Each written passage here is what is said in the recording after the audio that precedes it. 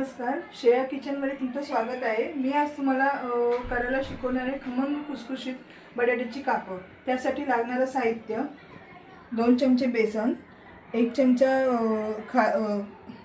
सोडा, तांदळाचं पीठ, 1 चमचा रवा, 2 चमचे मीठ, 1 चमचा लाल तिखट आणि 1 चमचा हळद।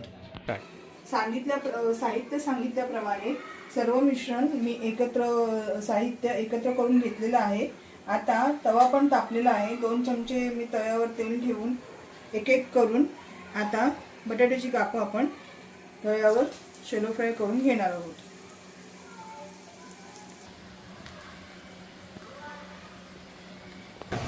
आता दोन्ही बाजूने आपली बटाट्याची कापं शॅलो फ्राय करून झालेली आहेत। तुम्ही पण घरी करा आणि आस्वाद घ्या। So yummy.